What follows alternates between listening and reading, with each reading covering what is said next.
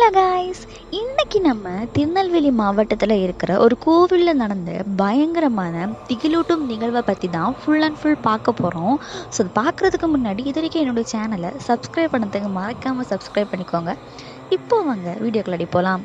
இந்த நிகழ்வு பார்த்தீங்கன்னா 2018 நடந்த ஒரு நிகழ்வு. அந்த கோவில் பார்த்தீங்கன்னா திருநெல்வேலி மாவட்டத்தில் இருக்கிற ஒரு மலைப்பகுதியில் தான் கரெக்டாக அமைஞ்சிருக்கு. அது மலைப்பகுதியில் இருக்கிறதுனால அந்த கோயிலுக்கு தெய்வதர் மலையப்பா கோவில் அப்படின்னு பேர் சூட்டியிருக்காங்க. அந்த கோவில் பார்த்தீங்கன்னா 800 இயர்ஸ்க்கு முன்னாடி அமைஞ்சதுனால அந்த கோயிலுக்கு ஏராளமான மக்கள் தினமுமே வருவாங்களாம். அந்த கோவிலில் பார்த்தீங்கன்னா எந்த கோவில்களிலும் இல்லாத ஒரு மரபு சொல் இருந்திருக்கு. என்ன அப்படின்னா, அங்கே ஒரு வாரத்துக்கு 3 நாட்கள் மட்டும்தான் வழிபாடு நடத்துவாங்களாம்.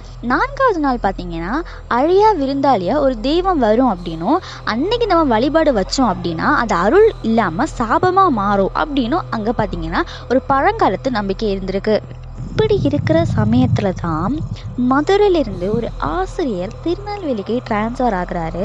அண்ட் அவர் பார்த்தீங்கன்னா அந்த கோவிலை தெரிஞ்சுக்கிட்டு, அதாவது தெய்வதர்மா மலையப்பா கோவில் இருக்கிற இடத்த தெரிஞ்சுக்கிட்டு அங்கே போய் நான் 4ஆம் நாள் வழிபாடு செய்கிறேன் அப்படின்னு சொல்கிறாரு.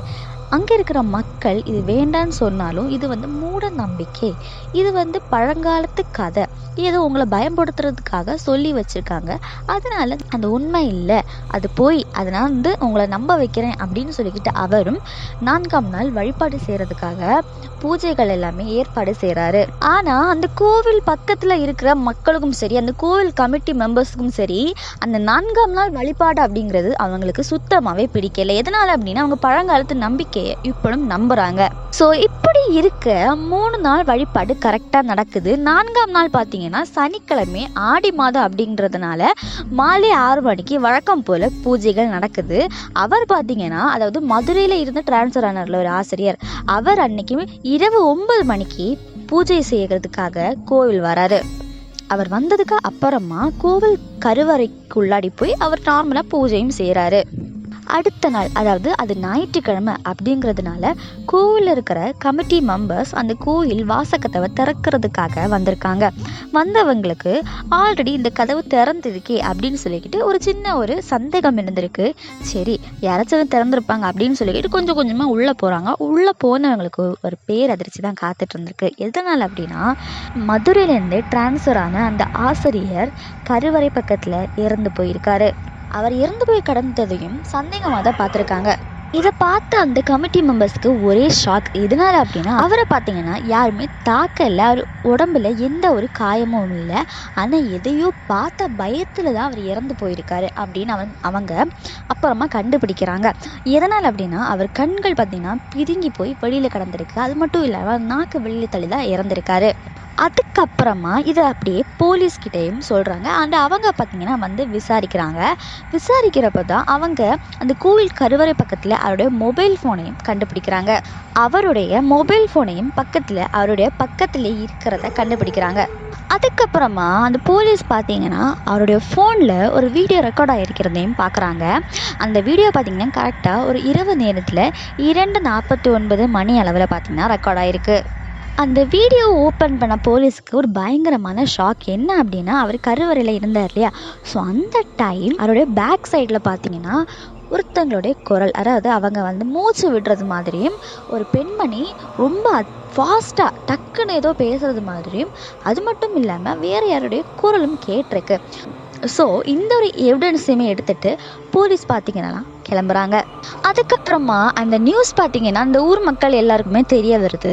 ஸோ அந்த டைம் பார்த்தீங்கன்னா ஒரு முதியவர் பார்த்தீங்கன்னா, நான் சிறு வயதாக இருந்தப்பளும் இதே மாதிரி ஒரு இன்சிடென்ட் நடந்து அப்படின்னு சொல்லிக்கிட்டு அவங்களும் ஒரு கதையை சொல்ல ஆரம்பிக்கிறாங்க. என்ன அப்படின்னா, அந்த கோவிலில் 3 நாள் தான் வழிபாடு நடத்தணும் இல்லையா. ஸோ அப்படி இருக்கும்போது தான் ஒரு கோவில் பூசாரி பார்த்தீங்கன்னா யார் சொல்கிறதும் கேட்காம 4வது நாள் வழிபாடு வச்சுருக்காரு. அதுக்கு அடுத்த நாள் பார்த்தீங்கன்னா ஊர் மக்களுக்கும் பயங்கரமான ஷாக். என்ன அப்படின்னா, அந்த கோவில் ஒட்டு மொத்தமாக எரிஞ்சிருந்திருக்கு. அது மட்டும் இல்லாமல் அவரும் காணாமல் போயிருக்காரு. ஒரு 2 நாட்கள் கழித்து போலீஸ் பார்த்தீங்கன்னா அந்த கோவில் கமிட்டி மெம்பர்ஸ் கிட்ட அவங்களுக்கு கிடைச்ச எவிடன்ஸ் வச்சு ஒரு விஷயத்தையும் சொல்கிறாங்க. என்ன அப்படின்னா, அந்த கோவிலில் அவங்க வந்து ஒரு ஃபோனில் ஒரு வீடியோ கண்டுபிடிச்சாங்க இல்லையா, அந்த வீடியோவில் பார்த்தீங்கன்னா மொத்தமாக 3 குரல் கேட்டிருக்கு. நான் ஃபஸ்ட்டு எப்போ சொன்னது மாதிரி ஒரு யாரோ மூச்சு விடுறது மாதிரியும் ஒரு பெண்மணியோட வாய்ஸு 3ஆவதாக ஏதோ ஒரு ஆழமான ஒரு குரல், அதாவது மேஜிக்காக ஏதோ ஒரு கடுமையான ஒரு வாய்ஸ் தான் கேட்டிருக்கு அப்படின்னு சொல்கிறாங்க. அந்த வீடியோவில் பார்த்தீங்கன்னா அவருடைய பேக்கில் யார் இருந்தான்னு தெரில, ஆனால் ஏதோ ஒரு குரல் தான் கேட்டிருக்கு. இந்த எவிடன்ஸை கேட்ட அந்த கோவில் கமிட்டி மெம்பர்ஸ் ஒரே ஷாக்காக இருக்காங்க. அது மட்டும் இல்லாமல் அன்னைக்கு இந்த கோவில் கமிட்டி மெம்பர்ஸ் ஒரு முடிவு எடுக்கிறாங்க. என்ன அப்படின்னா, இனிமேல் அந்த கோவிலில் 4ஆம் நாள் வழிபாடு நடக்காது அண்ட் அன்னைக்கு கோவிலும் திறக்கப்படாது அப்படின்னு ஒரு முடிவெடுக்கிறாங்க. அது மட்டும் இல்லாமல் இந்த வழிபாடு 3 நாள் மட்டும்தான் நடைபெறும். ஏன் அப்படின்னா, பழங்காலத்து கதை பார்த்திங்கன்னா மூட நம்பிக்கைன்னு சொன்னால் ஆசிரியர் இறந்து போனதுனால அதை வந்து பார்த்து அந்த கோவில் கமிட்டி மெம்பர்ஸ் இனிமேல் யாருமே 4ஆம் நாள் வழிபாடு வைக்கவும் கூடாது. அது மட்டும் இல்லாமல் கோவில் கதவும் திறக்கப்படாது அன்றைக்கி. அந்த ரூல்ஸ் பார்த்திங்கன்னா இப்போ வரைக்குமே அவங்க ஃபாலோ பண்ணிட்டு தான் இருக்காங்களாம். ஸோ கைஸ், அந்த கோவிலில் இருக்கிற அந்த வழிமுறைகள் பார்த்திங்கன்னா மூட நம்பிக்கைன்னு சொன்னாங்க. அண்ட் அவங்களுக்கு கடைசியாக வந்த நிலைமையை பார்த்தீங்களா? ஸோ இது பார்த்திங்கன்னா அந்த கோவிலில் மூட நம்பிக்கை கிடையாது, அது ஒரு உண்மையான நம்பிக்கை அப்படின்னு சொல்லிக்கிட்டு தான் ப்ரூஃப் ஆகிருக்கு. அது மட்டும் இல்லாமல் அந்த கோவிலில் பார்த்திங்கன்னா அழைக்கப்படாத தெய்வம் அப்படின்னு அந்த 4ஆம் நாளில் வரக்கூடிய தெய்வத்தோட பேர் சூட்டியிருக்காங்க. எதனால் அப்படின்னா, அந்த வழிபாடு வச்சாங்க அப்படின்னா அவங்களுடைய அருள் பார்த்திங்கன்னா சாபமாக மாறும். அதனால் பார்த்திங்கன்னா 4ஆம் நாள் வழிபாடு வைக்கக்கூடாதுன்னு தான் சொல்லியிருக்காங்க. இதுதான் பழங்காலத்து மரபு.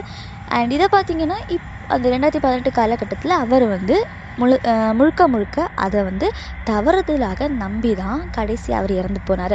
ஸோ கைஸ், இந்த வீடியோ பற்றி நீங்கள் என்ன நினைக்கிறீங்கன்னு மறக்காமல் கமெண்ட் பண்ணுங்கள். அண்ட் அது மட்டும் இல்லாமல் உங்களுக்கும் இந்த மாதிரி ஏதாச்சும் கதைகள் கேள்விப்பட்டிருக்கீங்க அப்படின்னா மறக்காமல் என்னுடைய இன்ஸ்டாகிராம் ஐடியில் வாய்ஸ் மெசேஜாக நீங்கள் சென்ட் பண்ணலாம். என்னோட இன்ஸ்டாகிராம் பார்த்தீங்கன்னா same in Abhi voice channel தான், நீங்கள் சர்ச் பண்ணலே வந்துடும். அண்ட் மறக்காம சேனல் சப்ஸ்கிரைப் பண்ணுறதுக்கு இதை நீங்கள் சப்ஸ்கிரைப் பண்ணிக்கோங்க. ஸோ நெக்ஸ்ட் வீடியோ சந்திக்கலாம். தேங்க்யூ.